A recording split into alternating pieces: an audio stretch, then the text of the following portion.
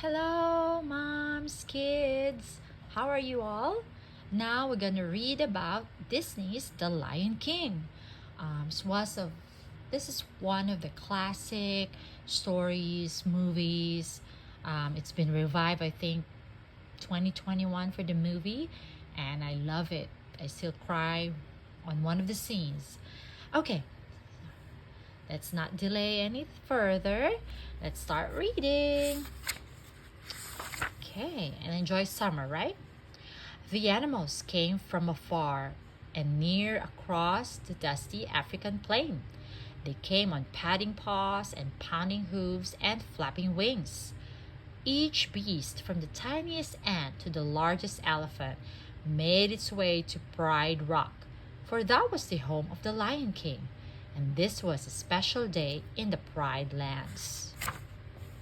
Today, Simba, the firstborn cub of King Mufasa and Queen Sarabi, would join the great circle of life.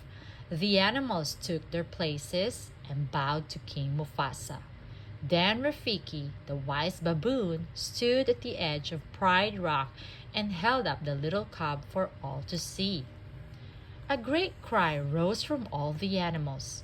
The elephants trumpeted, the zebras whined, and the birds sang for joy at the sight of Simba, the future Lion King. But one animal did not join in the joyous ceremony. Scar, the king's jealous brother, stayed in his den. Later, Scar just laughed when the king's advisor, Zazu, the hornbill, criticized him. Then the evil lion popped the bird into his mouth. Scar would have eaten Zazu, but if Mufasa had not come along just in time. Zazu wiped his feathers off and scolded, "As the king's brother, you should have been first in line at Simba's ceremony." Scar's green eyes gleamed. "I was first in line until the little hairball was born. That hairball is my son and your future king," Mufasa growled. Scar slinked away. "Don't turn your back on me," Mufasa warned. Scar looked back over his shoulder. His eyes narrowed. "Perhaps you shouldn't turn your back on me." Simba grew quickly. One morning, Mufasa took his son to the top of Pride Rock and told him, "The circle of life never stops turning. One day, the sun will set on my time as ruler and rise with you as king. Then everything the light touches will be yours." "What about that shadowy place?" Simba asked. Mufasa declared, "You must never go there." Suddenly, Zazu swooped down and squawked, "Hyenas in the Pride Lands!" Mufasa frowned. "Zazu, take Simba home." "Ow, Dad! Can't I come?" Simba whined. Mufasa shook his mighty mane. Fighting savage hyenas was no job for a cub. Later, Simba asked his Uncle Scar about the shadowy place. An evil plan formed in Scar's mind. "Only the bravest lions go to the elephant's graveyard," Scar told him. He knew the foolish cub would go there just to prove his bravery. Scar was right. Simba couldn't wait to go to the elephant graveyard with his best friend, Nala. But how could they go with Zazu watching every move they made? "We've got to ditch the dodo," Simba whispered. Nala giggled and agreed. Soon the two friends found a way to escape their feathered babysitter. Before long, the lions had reached the dark, mysterious place beyond the borders of the Pride Lands. Giant bones poke out of the ground. "It's kind of scary," Nala whispered. "Let's check it out," Simba said. "I laugh in the face of danger. Ha ha ha." "Hee hee hee," cackled three mean hyenas. Shenji, Banzai, and Ed. "Look, boys, a king fit for a meal," Shenzi snickered. The cubs ran, but soon found themselves cornered.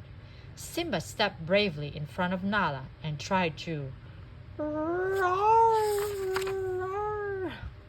The hyenas laughed and jeered. Simba opened his mouth to cry again. This time the elephant bones rattled with a thunderous roar.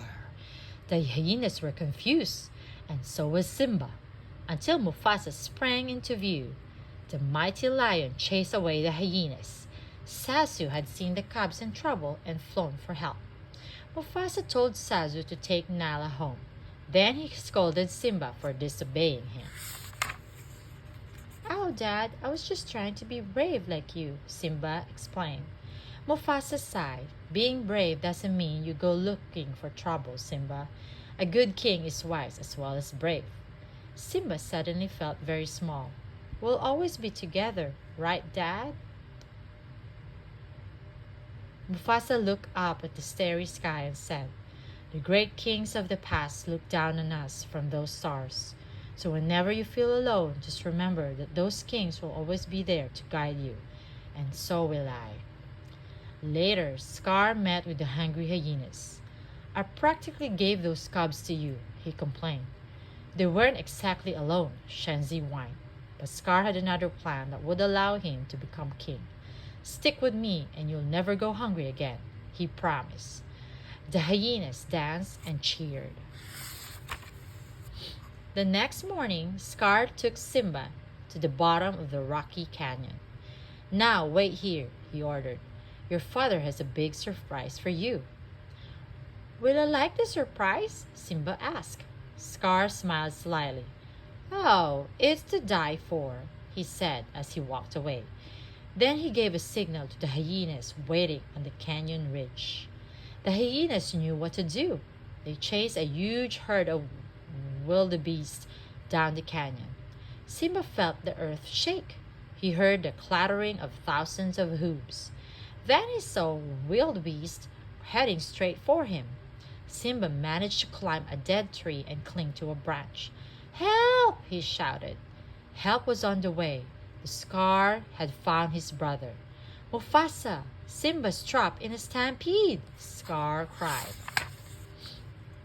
Just as Scar had planned, Mufasa rushed to Simba's rescue. He lifted his son to safety, but then fell under the rushing tide of hooves. "Dad!" Simba shouted. He couldn't see anything through the huge dust cloud. Mufasa tried to pull himself up the steep rocks. From above, Scar watched his brother struggle. "Help me, brother, help me!" Mufasa pleaded. Scar reached for Mufasa's paws. He pulled his brother close and whispered, "Long live the king." Then Scar let go and watched Mufasa tumble down the steep slope. When the stampede was over, Simba found his father lying lifeless in the dust. "No!" Simba wailed. Scar came to the sobbing cub's side. "What have you done?" he accused. "There were wildebeest everywhere. He tried to save me.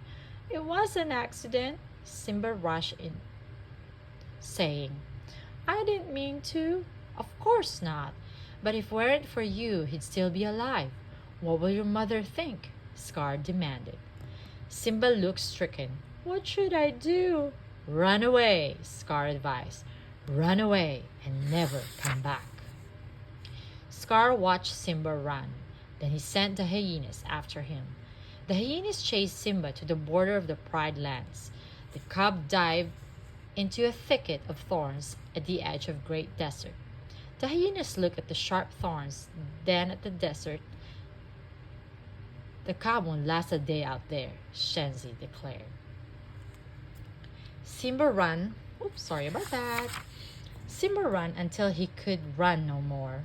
The thirsty cub collapsed on the sand. Vultures circled him hungrily. But Timon, the meerkat, and his fat friend Pumbaa, the warthog, chased away the vultures. Simba woke up in their jungle home. "Where are you from?" Timon asked. Simba sighed. "It doesn't matter. I can't go back." "What did you do, kid?" Pumbaa wondered. "Something terrible," Simba replied. Timon shrugged. "Who cares? You've got to put the past behind you. Hakuna matata." "What?" Simba asked. "Hakuna matata," Timon repeated. "It means no worries. That's the motto we live by. And here what we live on. Timon showed Simba a wiggly insect. Simba watched Pumbaa eat a grub. Slimy but satisfying, the warthog said with a burp. Simba frowned, but he ate the big grub. Then the cub smiled and said, Hakuna matata. In the months that followed, Simba ate many, many grubs and grew into a full-sized lion.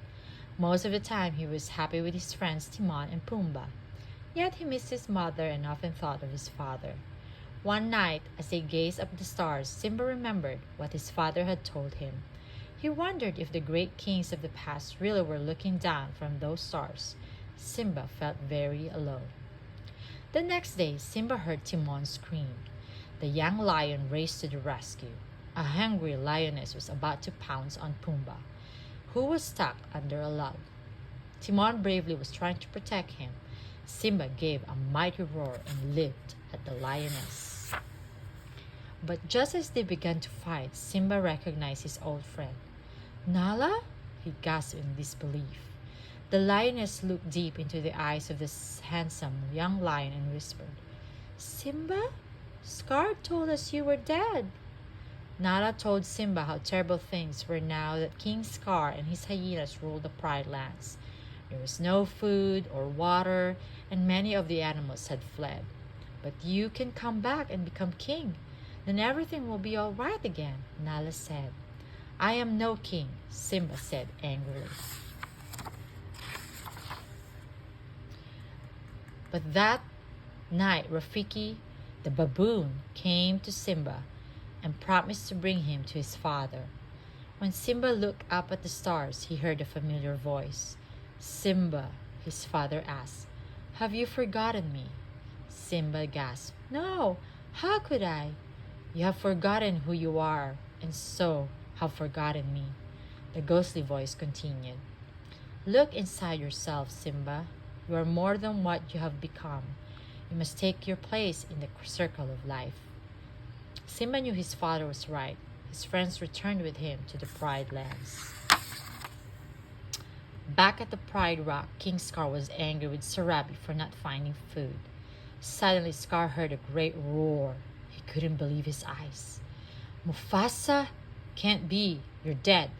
But Sarabi recognized her son. Simba, she said softly. I've come to take my place as king, Simba roared. But Scar would not back down so easily. Simba leaped at Scar, but the villain slipped away. Instead, the hyenas rushed at Simba.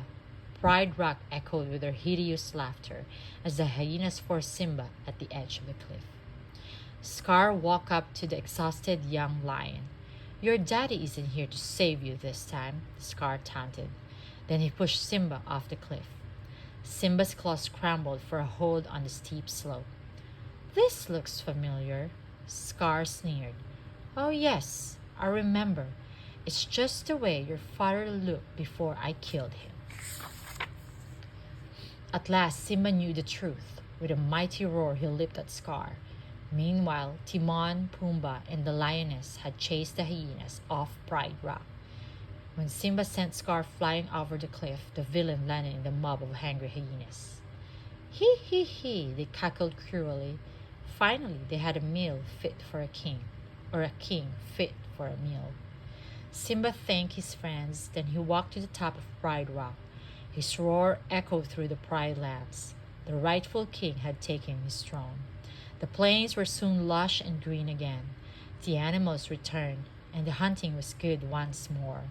Simba knew that a king must have a queen, so of course he chose the beautiful Nala. Before long, the animals again came from afar and near across the dusty African plain. This time they came to greet the firstborn cub of King Simba and Queen Nala. Wise old Rafiki stood at the edge of Pride Rock and held up the cub for all to see. The elephants trumpeted and the zebras whined for joy as the future Lion King joined the circle of life. The end. It's so good, right? I hope you like that story one more time. Until next time, again, I'll try to read a book each week for this summer. And stay tuned. Thank you. Bye-bye.